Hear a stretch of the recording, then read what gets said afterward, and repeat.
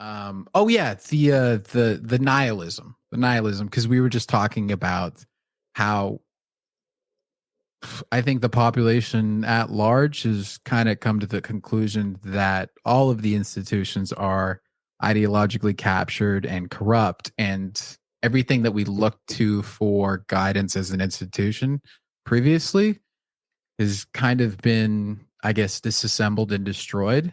And as a result of that, like nihilism is taken a hold to the point where people of my age group are going back to church and trying to find religion again. And I just know even some people who are going to like Catholic church because they see the world as so crazy, and it's always been crazy, but it's never been just so in your face and easily accessible to find out how crazy it is. And you know, they see all these former institutions, and you know, everyone I know has divorced parents and everything, and it's just we're seeing how shit everything has gone to the point where people I know who I never would have taken as going to church and trying to get spiritual or religious or anything like that are now turning to that as a point of guidance because we got literally nothing else. like I see some of my friends who are going back to Catholicism, and it's like, wow, man, life must be going bad for you if you want to turn all the way back to the Catholic Church. I mean, that's kind of like a 180 on your lifestyle, but they're finding no gratification, no joy, no good guidance in what the current state of culture has to offer. I mean, as like a former pastor, like what do you make of that? And as a currently practicing Catholic, non-practicing Catholic, what I do you like make to of say I like to call myself Catholish. that? In fact, I think that'd be a good title for a book is Catholish. That's Um, good. I like that. I mean, we kind of touched on it already. You know, the days where people would gather together in community are largely over, other than sporting events, you know, or maybe Taylor Swift concerts, you know, like some music events. Mhm. But you know, what's his name? Putnam. I think Robert Putnam wrote that book Bowling Alone, which I haven't read. It was I think he wrote it back in the 90s even or early 2000s. Um, Sort of documenting that, like, you know, not that long ago, like when like in the 50s or something, there were all kinds of occasions where people would gather together, like Fourth of July, you know, block parties or bowling leagues or the Elks Lodge, you know, or book clubs. Like, there were just so many reasons why or occasions for people physically gathering in the same space. Like, not what we're doing right now. We're in two different states and we're connected via the internet, but like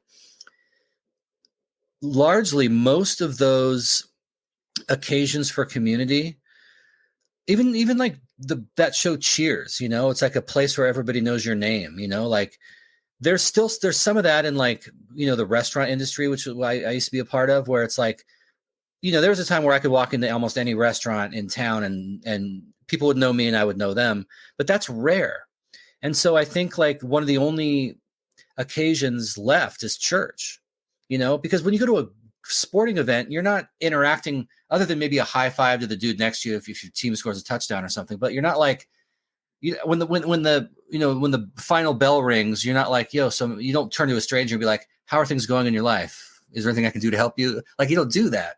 And so I think it's not that surprising that people are going back to church, you know, especially for the community and for, like, I want to know people. I like, you know, we're a young family and we're about to have a baby. Let's join a church because there we can get help and we can meet other parents who are young parents who have kids the same age as ours. And it's not what church is supposed to be. Church is supposed to be about, you know, religion. But I think most people are not necessarily in it for the religion. Like, people going back to the Catholic Church, they're not like, I miss not masturbating. You know, it's like, that's not why they're going. They're not like, I miss feeling guilty every time, you know, uh, but it's like, but if they're going back because that was a time when, especially in the parish model of a Catholic church, the way it used to be is the people who go to that church are the people who live nearby. like when you go to public school, like, you know, the kids in your neighborhood because all the kids go to the same school. And it used to be the case that before the automobile and before kind of consumer driven religion, where now people drive past 40 churches to get to the one they like because the guy is really funny. Um, but the way it used to be was that, like, no, everyone in the neighborhood goes to the neighborhood church, and all our kids go to the neighborhood school. And so neighborhoods had like you knew someone on every street. Like when I was young, I didn't even grow up going to church, but it's like I knew every kid in my neighborhood because you're just out and about. Nowadays, kids aren't really outside. You know, they're all too fat to like climb a tree or whatever, you know? So it's like I can see why people are turning to something or turning back to something like church. Not so much for the doctrine, but for the fellowship, you know, Community. for the sense of belonging. Yeah, the community. Got it. But I Yeah. ultimately, I don't think it's going to work though, because I think the problem with most churches is that it's operating from the same playbook as everything else. Like, what's the message you hear? Well, you've tried to get satisfaction and fulfillment from sports or from sex or from alcohol or from drugs, but you're looking for that in all the wrong places. Only Jesus can give you that. And I think that's the wrong message, because I think ultimately there's a lack or a void that's hardwired into reality. And I think that as long as we're being told that, like, Jesus will scratch all your itches and Jesus will fulfill all your dreams and Jesus will give you that relationship you want or that promotion you want or that wealth that you want, it's just more of the same. It's just a different button on the same vending machine, you know? Mm. But if people along the way to being disillusioned make some good friends and find some community, well, that's something, you know? Mm-hmm. It's better than nothing. Yeah. Yeah. What Yeah. people Because need, what people need is a community where, if insofar as it's a liturgical space, there's a liturgy that helps us lean into the the struggle and lean into, you know, the cross bearing part of, you know, that part about Christianity where there's a cross where where God dies. That part, remember that? yeah. People need to lean into that rather than all this sort of quasi capitalist American yellow brick road bullshit where it's like you'll get all your all your dreams will come true, like Pedro in Napoleon Dynamite. Remember, Vote for if you me. vote Yeah. for me, all your wildest dreams will come true. It's like that's the message of most of the pastors. You know, it's Right. not true, but if people are responding to it, they're mostly responding to it because they're tired of being inside.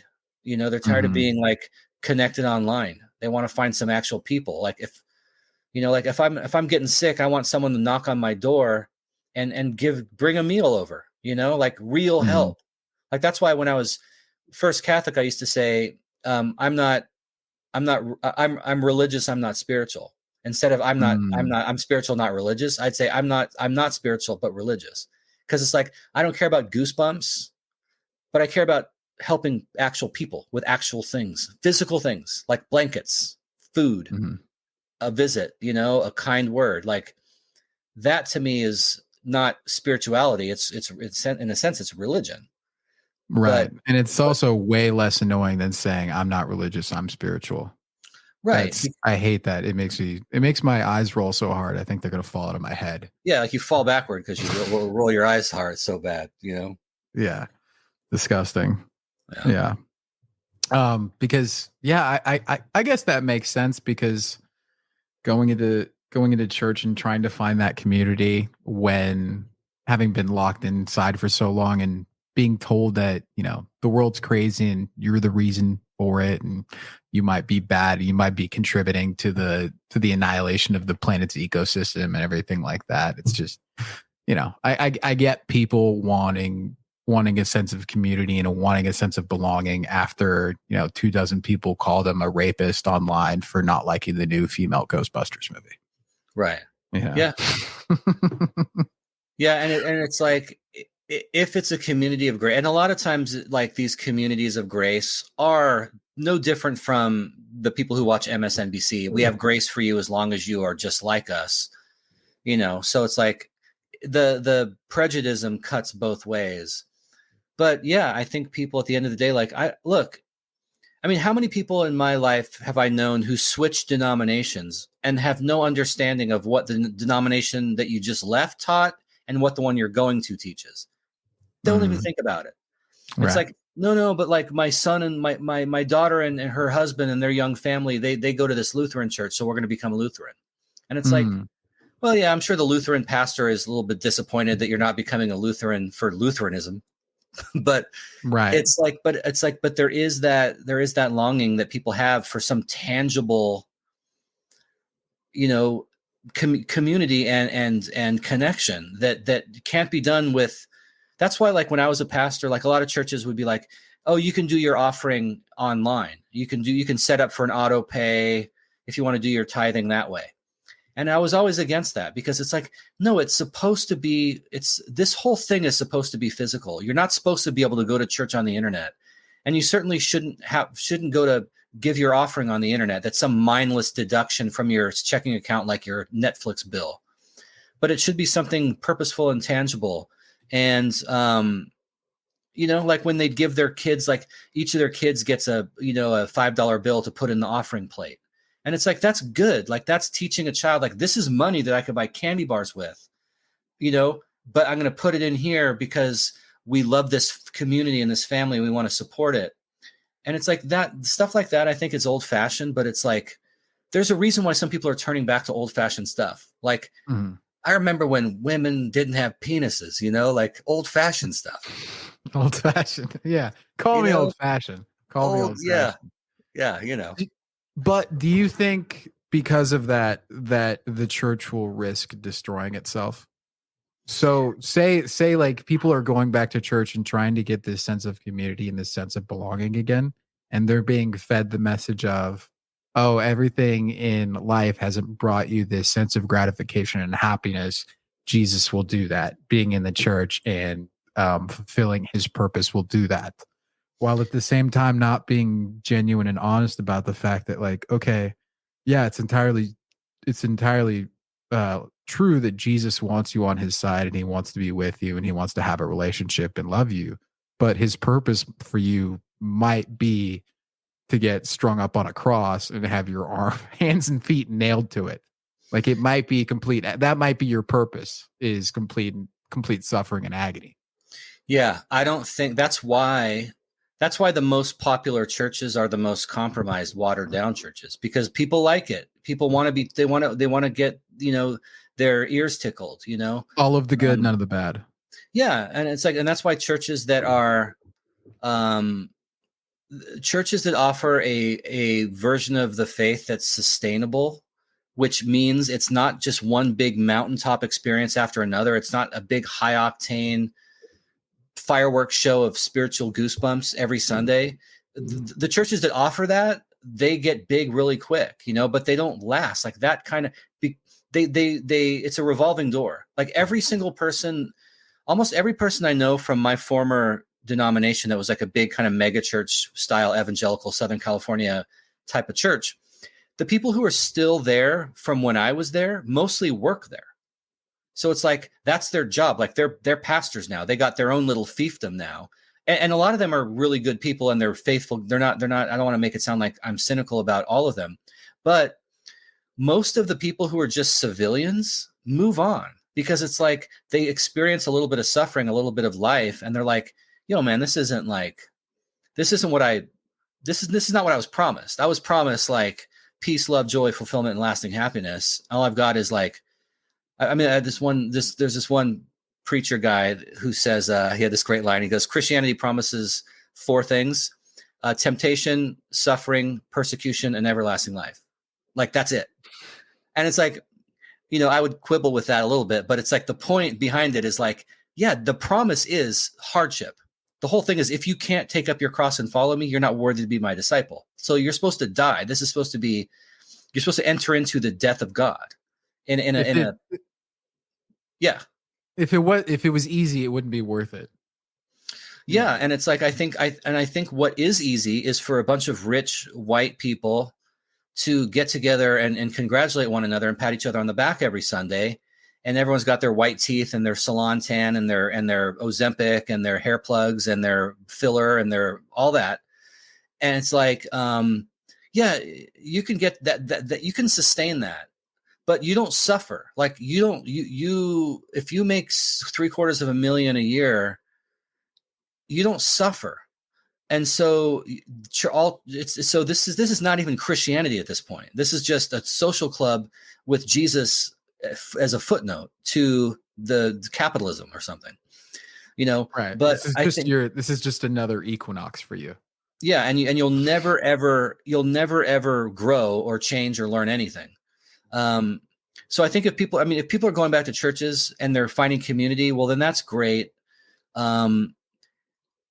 If it's a typical church, you're probably going to be disillusioned and disappointed at some point and leave. And maybe you made some good friends along the way that they will last. But this form of faith isn't meant to last. It's meant to, like everything else in our culture, it's got a shelf life, it's got an expiration date, it's disposable.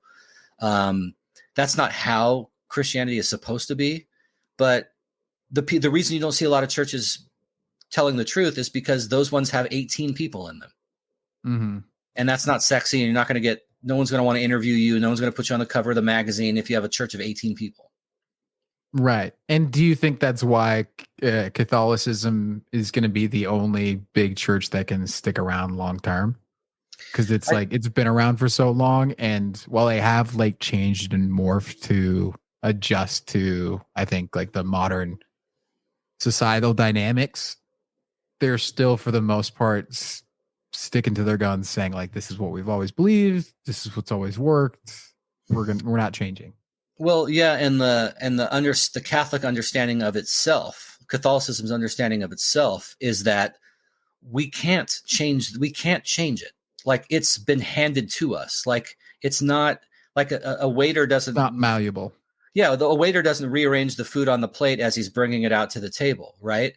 And it's like, but it's so ironic because it's like every other Protestant church will say the Bible alone, the Bible alone. The Catholic Church says, no, it's not the Bible alone.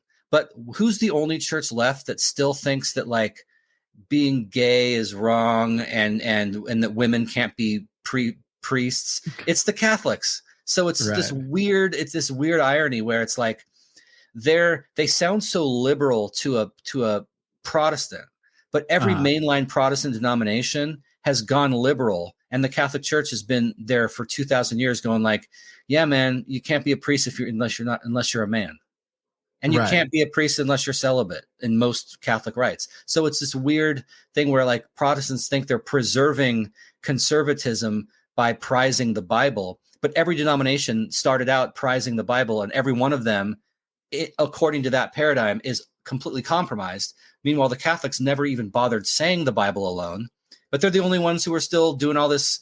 I mean, as liberal as people think the Catholic Church is, and Pope Francis, he'll still say like, you can't be gay. You can't. Mm-hmm. Like it's disordered affection. We'll love you. We'll work with you. We'll accept you, but you can't just be gay. Now, I think he's wrong about that, but at least you're being consistent, Mm-hmm. Yeah, at least the Catholic Church isn't putting pride flags out on the Vatican lawn, Right. And I think and because Catholicism, because of its own self-understanding, the way it functions in the lives of Catholics is different than the way Protestantism functions, like what it is, a commodity and you're a consumer and we're trying to sell you something. But like Jewish people and Catholic people, more, and Muslim people, people who are rooted in a tradition that's very, very ancient and liturgical. Guilt-ridden?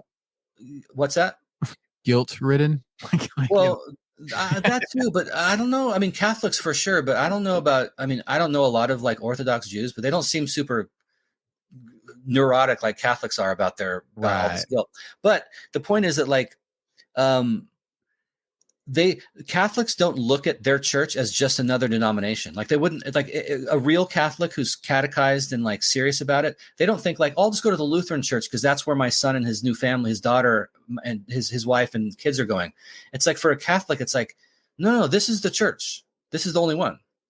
And so I think that's one of the, say what you want about that identity, that self-identity, but there is staying power in that. Because if you Mhm. present yourself as just one denomination among many, then people will treat you like that. But if Mhm. you present yourself as the one holy Catholic and Apostolic Church, outside of which there's no salvation, then the people are going to treat it like that. And they might hate the new priest or think they don't like these hymns we're singing, and they don't like some of the directions that the deacons are taking this thing. But it's the church. Where else am I going to go? Like Peter did Jesus when Jesus says, "Are you going to leave us? Are you guys going to leave me too?" And Peter goes, "Where? Like, where are we going to Mhm. go?" That's how Yeah. Catholic, it's audacious, but like part of me feels like if Jesus did found a church, it should be pretty audacious. Mhm. It That shouldn't makes be sense. some wishy-washy thing like, oh, whatever you think. I mean, if 10 o'clock's too early, we'll start when you get here. It's like, Right. that's like, how do you can't respect that. It's like a bunch of simps. Yeah, yeah, the contrast is really interesting because I mean, I went to a wedding a few months ago and my buddy's wedding, and yeah, the priest that was marrying them was a chick, and during the ceremony they quoted First Corinthians 13. And then I'm like, you guys know, like First Corinthians 14, it says she shouldn't be talking right now. Yeah. Like it's like there shouldn't be a female priest up there. There shouldn't be any women talking in this like Christian ceremony or anything like that. Obviously, It, I didn't say anything, but I just started like laughing to myself. But well, it's it goes, I mean, this would be a good way to wrap this up. But like we're dovetailing back to the very thing we began talking about, where it's like, look, you can tell any story you want, but don't hijack Star Wars to tell it. And it's like right. the same with religion. It's like you can if this country's taught us anything, it's that anyone could start any religion for any reason. So if you want to Mhm. start a religion, then go ahead and start one, and all of your favorite hot button topics will be your statement of faith. But like, you don't need to hijack something that's been around for a long time and try to make it like this is what it always meant. Like the Bible teaches gay marriage. It's like the Bible doesn't teach gay marriage. Like I have more respect for you if you say, I think the Bible's wrong, I'm in favor of gay marriage and the Bible's wrong. I have more respect for that than no, if you really read it and like tilt it on the side and lift one arm and like squint a little bit, you can see that the Bible teaches all of my ideas are all taught in the Bible. No, just Right. nut up and say, no, most of my ideas are not in the Bible. And when the Bible and I disagree, the Bible's wrong. I have more respect for that, Yeah. you know?